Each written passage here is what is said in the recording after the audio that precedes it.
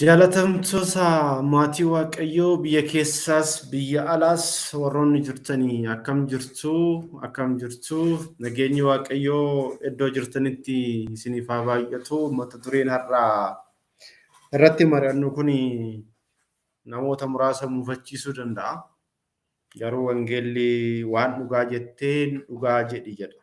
Wangeelli wanta dhugaa ta'een dhugaa jechuun wanta soba ta'een immoo soba jechuun dirqama keenya waan ta'eef yeroo baay'eedhaa fi waa'ee ilaalcha kanaati irratti ilaalchi garaagaraa akka jiran hundi keenya iyyuu hin beekna.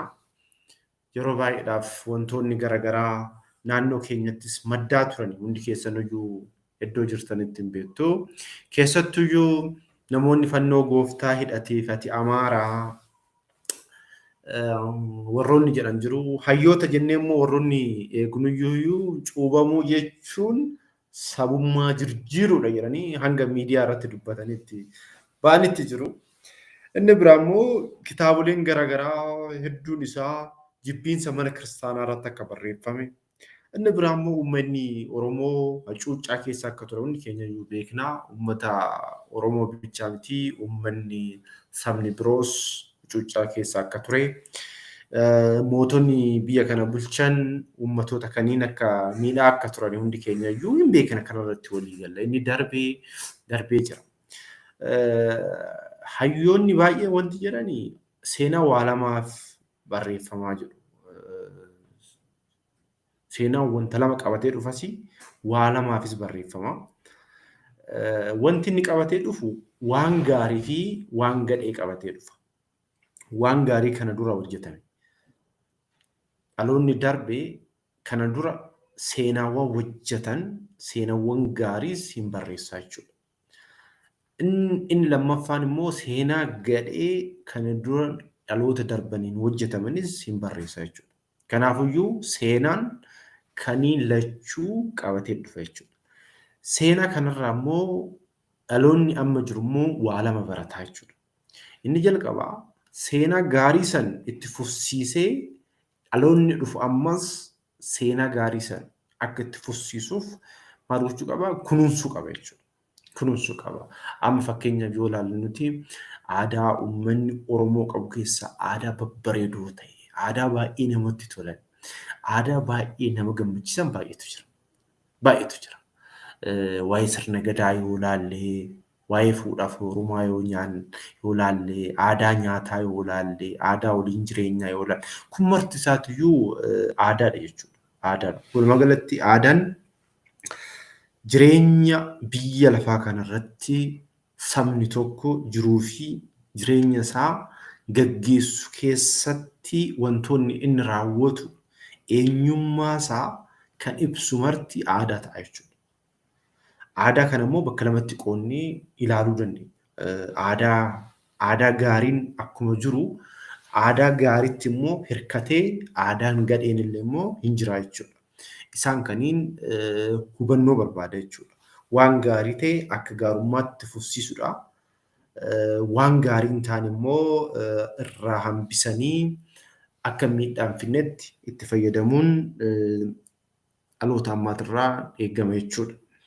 Inni biraa immoo yoo kana dura miidhaan yoo dhalootarra gahee jiraate ta'e akka amma dhaloota amma jiruu fi dhaloota boru dhufarratti akka hin geenyeef ittisuudha jechuudha. Seenaan kana lamaaniif barreeffama. Nuti har'a seenaa durii san kaafnee har'a seenaa gadhee raawwanna yoo ta'e hin baranne jechuudha. Kana beekuu qabna. Oromoon hundi beekuu hin qabu kanadha. Seenaan durii sun uummata keenya irratti raawwatameera dhugaa. Waliin galcha. Seenaa san garuu immoo har'a nuti deebisuu hin qabnu jechuudha. Seenaa san waan gaariidhaan bakka buufne nama si miidhe tokko sirii waan gaariidhaan miidhuu qabda. Amma nama si arrabse tokko osoo ati galatoomii jetteen hin arrabamne sun. Maalidhaa? Waan gadhee tokko gaariidhaan deebisuu qabna. Maaliifuu murtee hunda waaqaaf kennina jechuudha. Namni yeroo isa waan gadhee raawwate waaqayyoon gatii ni laatama jennee Amma garuu nuti kan nurraa eegamu waan sirrii hojjennee wanta dhaloota fayyadu hojjennee wajjin itti fufuu qabna malee wanta dhaloota adda baasu wanta dhaloota adda facaasu hojjechuu hin qabnu jechuudha. Isaati mata dureen keenya har'aa amantaan Oromoo Ortodoks Tawaahidoodha.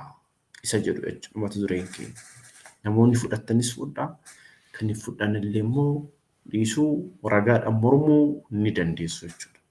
Ani immoo ragaan koo kitaaba qulqulluudha. Kitaaba qulqulluudha. Abbaan fee mormuun mirga isaati. Kitaaba qulqulluu fi har'a uummanni Oromoo jiruu fi jireenya isaa keessatti wantoonni inni raawwatu hundi isaatiyyuu maddi isaa kitaaba qulqulluu yoo ta'e uummanni Oromoo maal jechuudha amantaa Ortodoks Tawaahidoodha jechuudha. Kana wanti jechuudha. Inni biraa osoo kanatti seenniin dura namoonni hubannoo hin qabne yoo jiraatan akka tasaa wanti hubachuu qabdan Ortodoks Tawaahidoo jechuun wanti hubachuu qabdan jechuudha. Wanti hubachuu qabdan. Namoonni baay'een akkasitti hubata waan ta'eef akka hin dogongorreef. Amantaan Ortodoks Tawaahidoo jedhamu bara 325tti kan uumame osoo hin taane maqaa kiristaanaa santuu Ortodoks Tawaahidoo jedhame wanti hubachuu qabdan. Maqaan kiristaanaa immoo yeroo jalqabaa fi biyya Anxookiyaa jedhamtutti kiristaana jedhamne malee jalqaba Addaamirraa jalqabee hanga ammaatti amantaa jirtuudha jennaan. Maaliidhaaf? Amantaan qulqullootaa kennamteedha. Kennaadha. Waaqayyootu ilmaan namaatiif kenne. Fakkeenyaaf Abrahaamiidhaaf waadaan kennamee jira. Waadaan dhaqna qabaa kittaannaa kan jedhamu ilaalla booda wajjin. Inni cuuphaadhaan bakka bu'e. Amma eenyutu raawwachaa jira cuuphaa? Nu kiristaanota raawwachaa jira jechuudha. Kanaafiyyuu gooftaan keenya Iyyasuus Kiristoosis amantaa hundeessuudhaaf osoo hin taane ilma namaa bade sana mooraa keessaa bahe sana mooratti deebisuuf dhufee jechuudha. Malee amantaa haaraa nuuf hundeessee miti. Ni qulqulleesse ilmaan namaa badan san ilmaan namaa waaqayyoodhaan adda ba'an san mooratti deebise. Fakkeenya tokko isiniif haa kaasu. Hoolonni wayii mooraa keessa jiran haa jennu. Mooraa kana keessaa hoolonni yoo badanii mooraa santu jijjiirama immoo hoolota santu barbaadee mooraa sanitti hoolota deebisa. Hoolota san barbaadee maalitti deebisa? Mooratti deebisa. Akkasiidha. Amantaan mooraadha jechuudha. Waaqayyoon ilmaan namaa badan san deebise. Malee amantaa hin hundeessine Kiristoos. Ilmaan namaa fayyiseet ilmaan namaa moorichatti deebise. Akkuma kitaaba qulqulluu irratti mucaan tokko abbaa isaa bira dhaqee akkana jedheeni. Ani mana kee keessatti yeroo baay'ee jiraachaan ture. Amma garuu mirga naa kenni. Akka barbaadetti jiraachuun barbaada jedheeni. Abbaanis osoo gadduu qabeenya isa ga'u kenneefi mucaannis fudhatee ba'e gaafa inni fudhatee ba'utti hiriyoonni baay'een isa marsanii wajjin nyaatanii wajjin dhuganii qabeenya isaa harkaa fixanii. Mucaan sun garuu mana namaa nama mooticha hamaatti dhaqee ni rakkatee nyaata gataa horii kan ta'e nyaachuu fedhee jedha. Booda garuu sammuu isaatitti deebi'ee waaqayyo wajjin akka wal qunnamee booda waaqayyo laali ilmi koo bade suni naaf argameera mana kootitti irra gammachuun ta'ee jira jechuudhaan ilmaan namaa akka gooftaan keenya Yesuus Kiristoos fakkeenyaan ilmaan namaa fayyisuusaa fakkeenyaan akka barsiise jechuudha. Ilmaan namaatu bade mooraa keessa. Ilmaan namaa mooraa sanitti deebise jechuudha gooftaan keenya Yesuus Kiristoos jechuudha. Kanaafiyyuu haala kanaan hubachuu qabna jechuudha. Maaliifuu amantaan kun amma uumamee Oromoon immoo sanaan dura jira jennee akka yaadne jechuudha. Osoo namni iyyuu hin uumamin jalqaba ergamoota kennamte jechuudha. Amantaa jechuun dhugaa jechuudha. Yesu dhugaan immoo ergamoonni gaafa sanbata guddaa gaafa uumaman dhugaan takka ilmaan namaatiif kennamte jechuudha. Amma gaafa kitaaba qulqulluutti gaafa deebinu kitaaba qulqulluu irratti akkana jedha. Seera uumamaa boqonnaa tokko lakkoofsa tokkorraa kaafnee yoo dubbifnu waaqayyoon jalqaba lafaa fi samii uume jedha. Kanaafiyyuu hundi isaatiyyuu sabni addunyaa kanarra jiran jechuudha seera uumamaa boqonnaa tokko keessatti dhumateera jechuudha. Kanaaf hundi keenyayyuu as keessarra jechuudha. Musliimaas haa taanuu, waaqeffataas haa taanuu, ortodoksiis haa taanuu, faranjiis haa taanuu, gurraachas haa taanuu seera kana keessatti uumamne jechuudha. Addunyaan tumarsiitu uumamte jechuudha. Sanaan booda Waaqayyoon seera uumamaa boqonnaa tokko lakkoofsa 26 irratti namni akka uumame. Namni kun immoo Addaam akka jedhamu ni beekama jechuudha. Addaam Waaqayyoon erga uumeen boodatti ilmoon namaa waggaa 7 qofa gannat keessa jiraattee gannat keessaa hin baate jechuudha. Gannat keessaa ilmoon namaa yeroo baate sanitti garuu maaltu ta'e gaafa jennu kaa'idha. Maal ta'e gaafa jennu abboommii Waaqayyoo cabsanii gaafa Waaqayyoodhaan adda bahanii seexanni ilmoo namaatirratti maal argate? Olaantummaa argate jechuudha. Olaantummaa ilmoon namaa argate kanaan ilmoon namaa hojii gadhee raawwachuu jalqabde jechuudha. Hojiin gadheen addunyaa kanarratti babal'ate jechuudha. Kanarraan ka'anii namoonni cubbuun ta'an cubbuu amma nuti argaa jirru kana jechuudha. Biyya lafaatirratti raawwachuun jalqabame jechuudha. Wanta gadhee ta'antu raawwachuu jalqabame. Kanaafidha ka Waaqayyoon ilmaan namaa addunyaa kanarratti wantoota gadhee raawwatan kana Waaqayyo duratti akka cubbuu guddaa tokkotti mul'ate jechuudha. Kanaaf Waaqayyoon ani lafa bishaaniin balleessu heda. Si waliin garuu waadaa koona raawwadhaa jedheen. Waaqayyoon namoota addunyaa kanarra jiran keessaa nama tokko kan ta'e, nama Waaqayyoodhaan filatame, nama hojiin isaa Waaqayyo duratti jaalatame nama Nooyi jedhamutu argamee jira. Wanti sin ajaa'ibu Addaamii jalqabee hanga Nooyititti baroonni jiran waggaa 2256. Beekasiin jedhee Addaamii jalqabee hanga Nooyititti umrii Nooyi hundasaa dabalatee jechuudha. Umrii Nooyi dabalatee 2256 ture. Baroota kana keessatti cubbuu raawwatamantu jira jechuudha. Kanaaf Waaqayyoon seera uumamaa boqonnaa 6 lakkoofsa 3 irratti tokkoffaa Phexros boqonnaa 3 lakkoofsa 20 irratti lammaffaa Phexros boqonnaa 2 lakkoofsa 5 irratti Waaqayyoon waan kana dubbateera jechuudha. Ilmaan namaa cubbuu waan raawwataniif Waaqayyoorraa adda waan ba'aniif Waaqayyoon ilmaan namaa balleessuu barbaade jechuudha. Amma laala maalidhaa waa'ee kanaa kaasaa jira? Madda isaa beeku. Madda uummata Oromoo beeku. Yoon kan haasa'u waa'ee saba biroo maaliif hin haasofne akkanaan hin jenne? Rakkoon baay'een uummata Oromoo keessatti walxaxaa kan ta'e kitaabonni baay'ee waan barreeffamaniif dhugaa kan immoo baafnee dubbachuun dirqama waan ta'eef jechuudha. Dhugaa kan ta'e dhugaa jechuudha. Soba kan ta'een immoo soba jechuudha. Fakkeessadhaan bira darbuudhaan hin ta'u jechuudha. Dhugaa jiru walitti himuun dhaloota ceesisuun dirqama hunda keenyaati waan ta'eef kana dubbachaa jira jechuudha. Sanaan booda Nooyis Waaqayyoodhaa wajjin erga dubbateen boodatti Waaqayyoon Nooyi markaba akka hojjetu. Markaba kanaan immoo ijoollee isaa warroota addunyaa kanarra jiran lubbu qabeeyyii hundasaa dhiiraa fi dhalaa godhee markaba kanatti akka galchuu ni taasisee jedha. Kitaaba kana yoo dubbifattan isin argachuu dandeessu. Yeroo sanitti Nooyi nama umrii 600 akka ture jechuudha. Waaqayyoon garuu umrii isaa kan 600 hin kaannoo jedhee yeroo Waaqayyoon garuu itti dubbatu 500 akka turedha.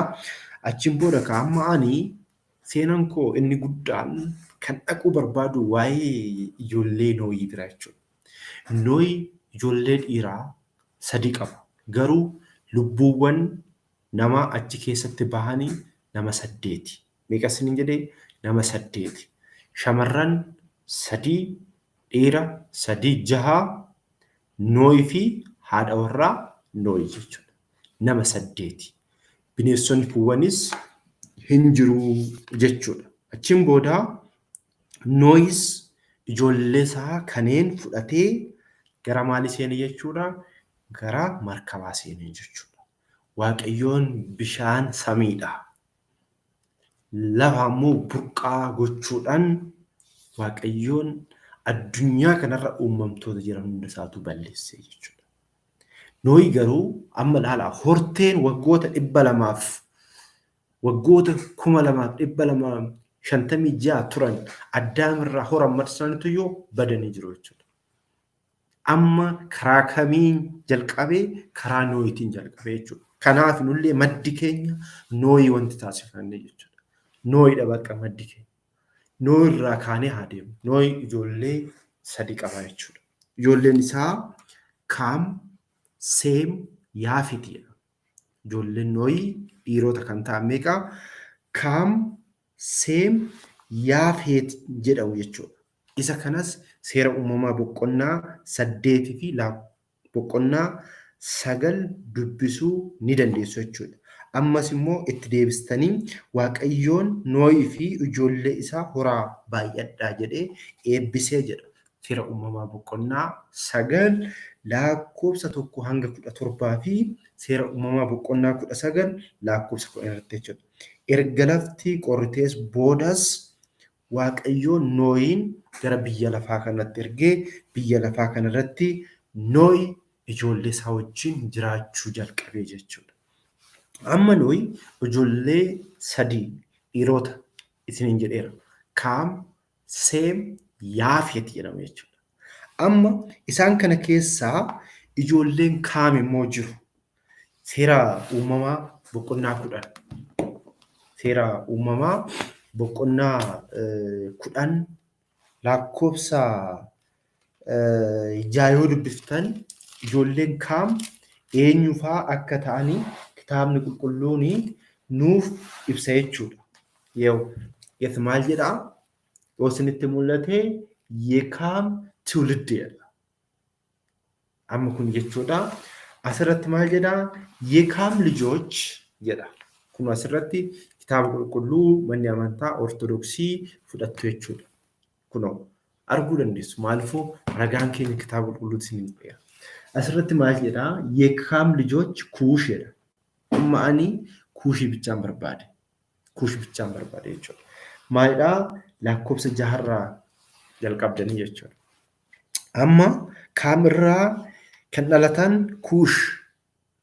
Inni biraa immoo Masreem, Fuuxii fi Kana'aan jedhamu jedha. Kuush ammoo ijoolleen kuushii jechuudha. Ammoo immoo asirrumatti erga ibseen boodatti ijoolleen kuushiim jedha. Kuushiim eenyuun akka argate? Ijoolleen kuushii eenyu akka ta'anii asirratti immoo ibsee jira jechuudha. Saabaa, Iwlixaa, Saabitaa, Raayimaa fi Sabaqxaa. Inni immoo Namrud. Mucaan keessattuu Namrud inni jedhamu nama beekamaa akka ta'e kitaabni qulqulluun nuuf ibsaa jechuudha. Amma maarree namni waa'ee kuush dhaga'u har'a waa'ee maalii dubbachaa jira? Kitaabni qulqulluutu ragaa ilaala. Kitaabni qulqulluu waa'ee kuushii akkanatti nuuf ibsa jechuudha. Erga waa'ee kuushii barree, erga maddi kuushii kitaaba qulqulluu keessa ta'ee maddi uummata Oromoo kitaaba qulqulluudha jechuudha. Kitaaba qulqulluudha. Wanti isin ajaa'ibu jechi Itoophiyaa jedhu, jechumti Itoophiyaa jedhu kunuyyuu maqaan isaa kuushii jedhama. Kuush kan jedhamu hiikaa 3 yoo qabaates wajjin laalla jechuudha. Jechi Itoophiyaa jedhu kuni walaloo hayyuu beekamaa hin beektu hundi keessaniyyuu Homeer namni jedhamu nama walaloodhaan sirriitti beekame jechuudha. Dhaloota Kiristoosiitiin dura waggaa 800 duratti waa'ee kuushii walaloo isaa keessatti kaasee akka ture. Hayyuun biraa immoo inni Herodotos inni jedhamus dhaloota kiristoositiin dura jechuudha bara 400 hanga 300tti ibsee jira jechuudha waa'ee kuushii jechuudha. Haa ta'u malee garuu hayyoonni keessattuyyuu waa'een kuush jedhamu kuni horteen nooyi yookiin ijoolleen kaam biyyoota adda addaa keessaa maal ta'anii babal'achuu jalqabanii jechuudha. Maaliifuu biyya lafaa kanarra hin jiru namni. Kanaafuu Afrikaa keessattuyyuu harka caalaa Afrikaa kan qabate ijoollee kuushiti jechuudha. Ijoollee kuush keessa immoo eenyu akka jiru hundi keessa iyyuu beektu nutti fakkaata. Kanaafuyyuu haala kanaan hubachuun dirqama kiristaanotaa akka ta'e hubachuu qabna jechuudha. Isa bichaayyuu miti seera uumamaa boqonnaa 2 lakkoofsa 13 irratti iddoon kuush qubatee jiruyyuu laga Abbaay akka ta'e nuufi ibsa jechuudha. Kanaafuyyuu kun immoo biyya keenya Itoophiyaa akka ta'e hundi keenyayyuu hubachuu qabna jechuudha. Kitaaba qulqulluu keessattuyyuu kitaabota warroota abbootiin yookiin hayyoonni 70 jechuudha. Kitaaba afaan Ibruurraa gara afaan Giriikitti, afaan Ibruurraa gara afaan Giriikitti gaafa hiikanii jecha kuush jedhu sani Itoophiyaadhaan bakka buusanii jechuudha. Kanaafuu kitaaba qulqulluu keessatti kuush kan jedhamu akka jiru hubachuu qabna jechuudha. Afaan Ibruu yookiin isa jalqabaa keessatti akkana jedheeti barreeffame. Lammiin kuush zeeriin namoota miliyoona 1 fi saragallaa 300 qabatee itti ba'e gara gaara Mariisis in dhufee jedha. Zeenaa kitaaba seenaa keessatti jechuudha.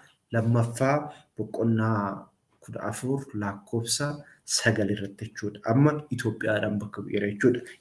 Iddoon kun inni biraa immoo Waaqayyo hafuura Filisxeemotaa fi maddii warra kuush kan jiraatan hafuura warra Arabootaa Ayaaroomaa irratti kaasee jedha. Inni biraa immoo ofii namni kuush bifa isaa qeerransis buburree ta'uu isaa irraa jijjiiruu ni danda'aaree jedha. Ermiyaas boqonnaa 13 lakkoofsa 23 jechuudha. Kanaaf waa'een kuushii asirratti barraa'ee argama jechuudha. Kuush jechuun immoo eenyu? Kuush jechuun walumaa galatti horteewwan Noo irraa dhufanii hanga Abrahaamii, Isaaqii, Yaaqoobii hanga gooftaan keenya Iyyasuus Kiristoos hanga dhalatutti horteewwan jiran jechuudha. Isaan kaniin immoo